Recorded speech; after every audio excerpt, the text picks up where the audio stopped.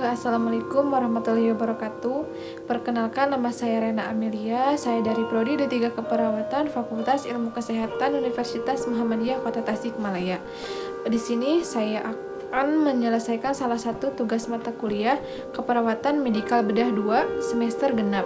Nah, di sini saya akan melakukan pengkajian keperawatan, yaitu pemeriksaan GCS atau Glasgow Coma Scale, di mana pemeriksaan ini yaitu pemeriksaan tingkat kesadaran kepada seseorang yang biasa digunakan untuk mengkaji pasien-pasien yang mengalami cedera kepala, mengkaji pasien apakah pasien itu koma atau tidak.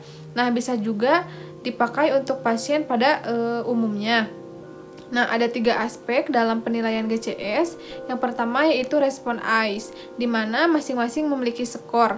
Nah, yang kedua yaitu verbal, dan yang ketiga motorik. Nah, untuk memudahkan kita untuk menggabungkan menjadi FIM dengan nilai 4 untuk I dan 5 untuk verbal, 6 untuk motorik. Nah, untuk penilaian GCS tersebut, skor tertingginya yaitu 15 dan skor terendahnya yaitu 3.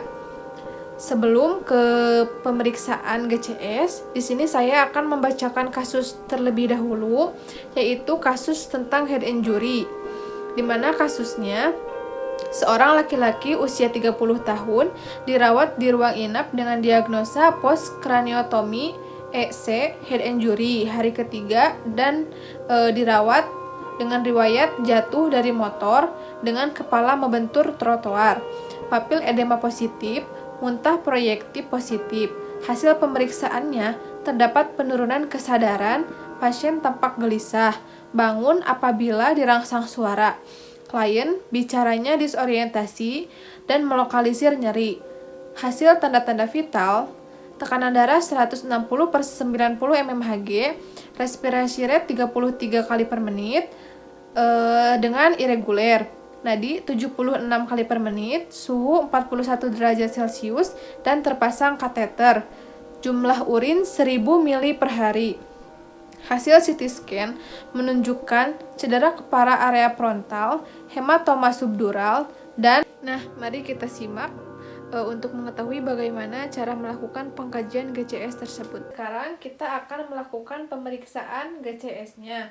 Sebelum ke pemeriksaan, kita lihat apakah posisi pasiennya itu sudah aman atau belum. Kalau sudah aman, kita langsung ke pemeriksaan yang pertama, yaitu pemeriksaan eye atau respon mata, dengan skor tertingginya yaitu 4 dan skor terendahnya yaitu 1. Nah, pada skor yang pertama, pasien tidak merespon apapun walaupun diberikan rangsangan nyeri dan suara. Misalkan kita memberikan rangsangan, pasien tidak memberikan respon. Nah, untuk skor yang kedua, dengan rangsangan nyeri, pasien membuka mata. Kita melakukan rangsangan nyeri di bagian sternum. Nah, pasien membuka mata. Lalu yang ketiga, diberikan rangsangan dengan suara dan pasien membuka mata. Dilakukan seperti ini. Bu, bangun bu. Bisa dengar suara saya? Nah, ketika mendengarkan suara, pasien membuka matanya.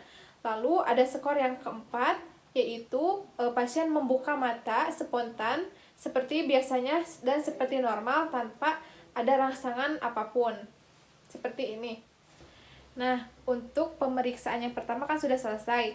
Lalu kita lanjutkan ke pemeriksaan yang kedua, yaitu penilaian verbal, di mana pada pemeriksaan yang kedua dengan skor tertingginya 5 dan skor terendahnya yaitu 1. Pada skor yang pertama, pasien tidak merespon ketika ditanya, "Ibu, bisa mendengar suara saya, Bu?" Nah, si pasiennya tidak merespon apapun. Pada skor yang kedua, pasien merespon dengan kata-kata yang tidak jelas. Contohnya, "Ibu, siapa nama Ibu?" Nah, pasien merespon dengan kata-kata seperti itu. Untuk mendapatkan skor yang ketiga, yaitu pasien merespon dengan jawaban yang tidak nyambung, seperti ini. "Ibu, siapa nama Ibu?" Di luar.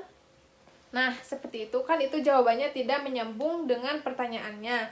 Lalu untuk mendapatkan skor yang keempat, yaitu pasien merespon dengan sedikit bingung, yaitu pasien mengalami disorientasi waktu dan tempat.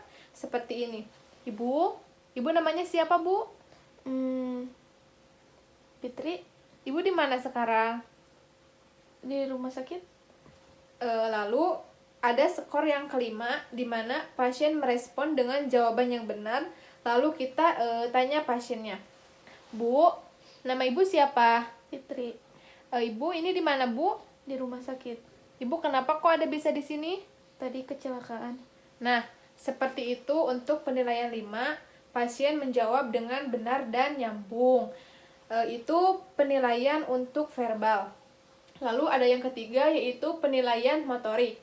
Nah, langkah selanjutnya kita akan melakukan pemeriksaan motorik dengan skor tertingginya yaitu 6 dan skor terendahnya yaitu 1.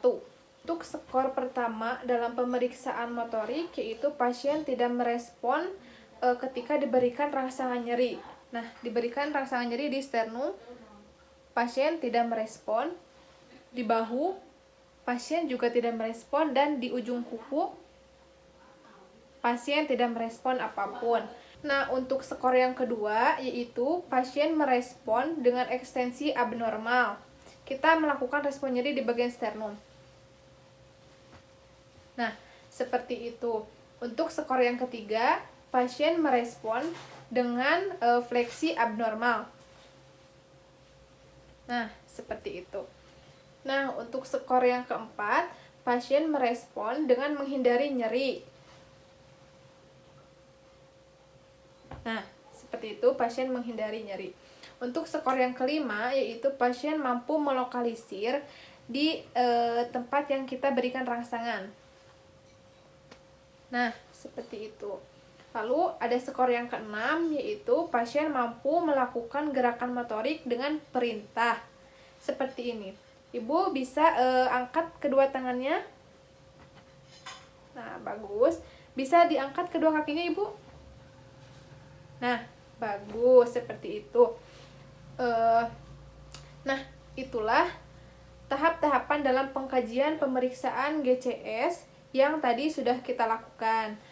Untuk mendapatkan nilainya, kita bisa menjumlahkannya dari nilai I atau mata, lalu verbal, dan motorik. Dengan derajat kesadarannya, yang pertama itu ada komposmetis dengan nilai GCS 14-15, lalu apatis dengan nilai GCS 12-13, ada somnolen yaitu nilai GCS-nya 10-11, ada delirium nilai GCS-nya 9-7, lalu ada stupor atau soporos koma dengan nilai GCS 4-6, dan yang terakhir itu ada koma dengan nilai GCS-nya 3. Nah, sesuai dengan kasus, setelah kita lakukan pengkajian GCS, didapatkan hasil untuk I-nya 3, verbal 4, dan motoriknya 5. Nah, hasil penjumlahannya didapatkan nilai GCS 12. Berdasarkan nilai GCS, maka cedera kepala yang dialami oleh pasien yaitu cedera kepala sedang dengan nilai GCS 9-13. Dicukupkan sekian video yang saya buat. Mohon maaf bila banyak kesalahannya. Selebihnya semoga bisa bermanfaat bagi siapapun yang melihat video ini. Terima kasih. Wassalamualaikum warahmatullahi wabarakatuh.